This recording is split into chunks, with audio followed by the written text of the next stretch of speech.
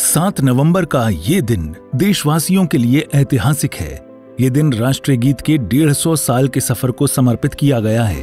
प्रधानमंत्री नरेंद्र मोदी की ओर से दिल्ली के इंदिरा गांधी इंडोर स्टेडियम में साल भर चलने वाले स्मरण समारोह का शुभारंभ किया गया। इस आयोजन के साथ देश भर में वंदे मातरम के 150वें वर्ष को समर्पित विभिन्न कार्यक्रम आयोजित किए जाएंगे। इस दौरान आयोजित कार्यक्रम को संबोधित करते हुए पीएम मोदी ने कहा कि वंदे मातरम ये शब्द एक मंत्र है, एक ऊर्जा है, एक स्वप्न है, एक संकल्प है। वंदे मातरम ये शब्द माँ भारती की साधना है, माँ भारती की आराधना है। वंदे मातरम ये शब्द हमें इतिहास में ले जाता है।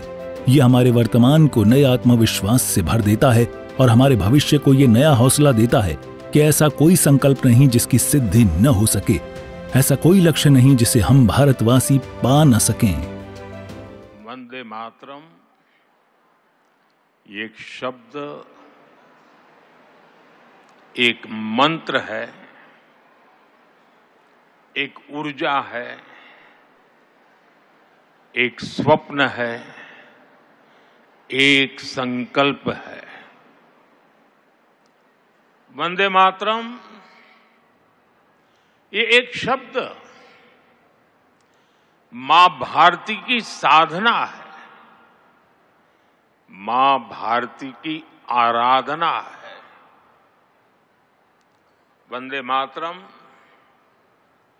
ये एक शब्द हमें इतिहास में ले जाता है। ये हमारे आत्मविश्वास को, हमारे वर्तमान को आत्मविश्वास से भर देता है। 7 नवंबर का दिन बहुत ऐतिहासिक है। आज हम वंदे मातरम के 150वें वर्ष का महा उत्सव मना रहे हैं। ये पुण्य अवसर हमें नई प्रेरणा देगा, कोटि कोटि देशवासियों को नई ऊर्जा से भर देगा। इस दिन को इतिहास की तारीख में अंकित करने के लिए आज वंदे मातरम पर एक विशेष कॉइन और डाक टिकट भी जारी किए गए हैं। पीएम मोदी ने इस खास मौके पर राष्ट्रगान के रचयिता रविंद्रनाथ ठाकुर को भी याद किया। उन्होंने कहा कि रविंद्रनाथ टैगोर ने कहा था कि बंकिम चंद्र की आनंद मठ सिर्फ एक उपन्यास नहीं है, ये स्वाधीन भारत का एक स्वप्न है। आनंद मठ में वंदे मातरम का प्रसंग, उसकी हर पंक्ति, बंकिम बाबू के हर शब्द और हर भाव सभी के अपने गहरे निहितार्थ थे जो आज भी हैं। वंदे मातरम का मूल भाव क्या है? वंदे मातरम का मूल भाव है भारत, मां भारती। भारत की शाश्वत संकल्पना, वो संकल्पना जिसने मानवता के प्रथम प्रहर से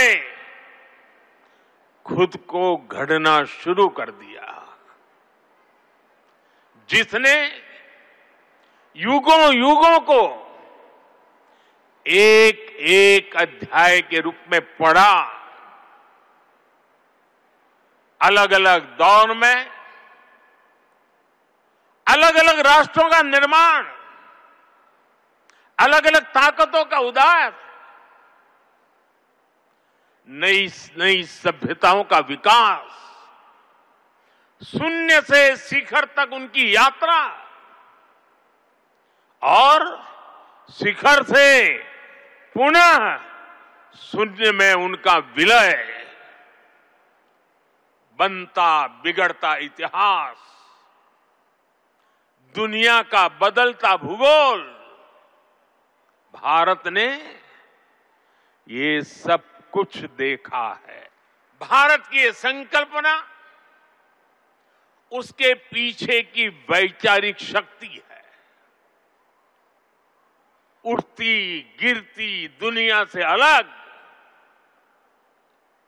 अपना स्वतंत्र अस्तित्व बोध, ये उपलब्धि और लयबद्ध लिपिबद्ध होना, लयबद्ध होना और तब जाकर के हृदय की गहराई से,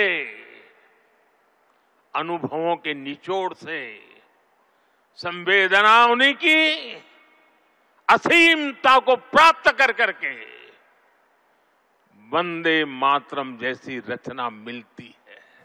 प्रधानमंत्री मोदी ने इस मौके पर एक बहुत बड़ा बयान देकर विभाजनकारी सोच वाले दल पर चोट की। उन्होंने कहा कि 1937 में तब वंदे मातरम के टुकड़े करने वाली सोच आज भी चुनौती बनी हुई है।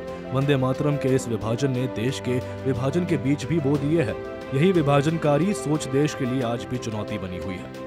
आजादी की लड़ाई में वंदे मातरम की भावना ने पूरे राष्ट्र को प्रकाशित किया था, लेकिन दुर्भाग्य से 1937 में वंदे मातरम के महत्वपूर्ण पदों को, उसकी आत्मा के एक हिस्से को अलग कर दिया गया था।